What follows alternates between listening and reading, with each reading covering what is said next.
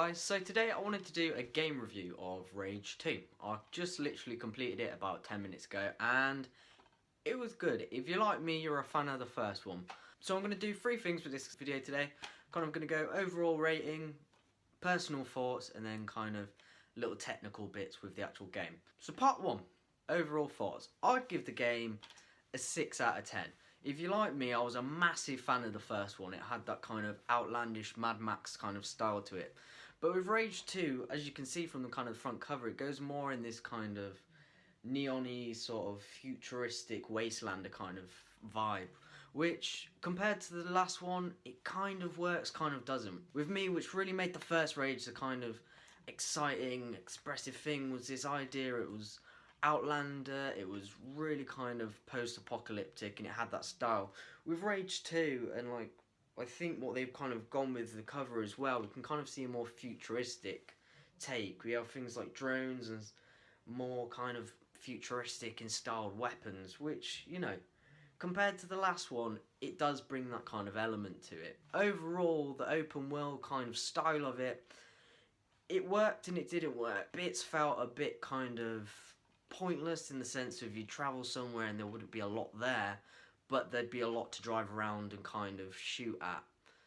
All in all, there wasn't much kind of differentiation that we saw in the first game in the different lands. Compared to the last one, each bandit camp had their own kind of style. With this one, all the bandit camps were kind of this style and all the main government parts were kind of this style. So there was no real element to the game that brought that Rage feel to it. Overall though, yeah, 6 out of 10. So for section 2, I wanted to do personal thoughts. Rage 2, like I said in the first part, was quite a nostalgic game for me. I played it on the Xbox 360 when I was younger, and it had that feel to it. And I don't know if I tried to recreate that when playing this one or not, but it just didn't have that kind of sense of excitement in the game. There was great things such as the abilities, which I'll come on to in the last part, but that overall kind of post-apocalyptic Mad Max kind of style got a little bit lost in it for me, and the open worldness of it kind of made it feel that there wasn't any uniqueness in it anymore. There was kind of these, I don't know, you can see it here on the thing where it's got like the little smiley thing and like it's very kind of crazy and thingy, and I was like, that's what appealed to me. But overall, again, yeah, it kind of lacked just that little bit, which I don't know if it was nostalgia or what, but it was just, there was just that little bit that kind of missed for me. So part 3, the technical bits. Graphics wise, the game's come on absolutely amazing, but what do you expect for a game that's in kind of 2020 to 2019? Overall, the weapons, you know, they were a bit more kind of futuristic. They had that kind of element to it. And then we also had the arcs, which brought these amazing kind of different effects. You could go like, and things would come out and it would. So overall, that was fun. If you're looking for a game that's just go in, shoot them up and have an absolute crazy time, Rage 2 is definitely kind of going to hit that for you. The first one, apocalyptic, kind of that grungy kind of grr almost sense of stuff, but with this one we had that and then we lost it a little bit in the futuristic style of it, and then we had this thing called rage mode, which you click into that and you felt like an absolute badass. You were firing bullets and things going out. It was amazing, and someone like me absolutely loves that because it's just mindless shooting and you just boom, brilliant. If you're wanting something like that, this is your thing. If you're wanting something that's kind of a bit more like the original, we're kind of wandering a little bit. So I don't know if the company was like, how do you recreate it but revamp it for something that's a little bit newer?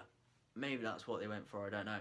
Overall, the guns were, you know, they were cool. They had that extra element to them that the original didn't have. In the open worldness of it, like I said, there was just that bit lacking. There was no kind of personal, I don't know how you describe it. There was, each bandit camp was each bandit camp repeated again, just in a different format. Before, we had this sense of each bandit camp represented a new style, it represented a new kind of part of the game. So overall, like I said, probably a 6 out of 10. You know, not the best, but you know, it's a good game. If you're looking for an absolute madness of shoot 'em up, whack 'em through, brilliant. If you're kind of looking for something a bit more original to the original to the original. If you look at something that's a bit more original, then maybe this isn't your topic, and I'd just go straight back to the original game. With that all being said, it did have that feel of Rage to it. The monsters were out there and the big kind of goons, but it just missed that little bit of grittiness, and I think that's kind of what they took out of the game by adding the more futuristic parts. So overall, not a bad game. I hope you like this video, guys. Like, subscribe, we could do more. My next game that I'm going to be playing is Assassin's Creed Valhalla. If you've played that, let me know in the comments what you thought. I played Odyssey and the one before, the Pyramids and the Greeks. Maybe that's something we can come on to again. But yeah, if you've played Assassin's Creed Valhalla yet, pop down in the comment what you thought, how I should play, what to expect, and if it's any good. So I hope you liked the video, and I'll see you in the next one. Woo!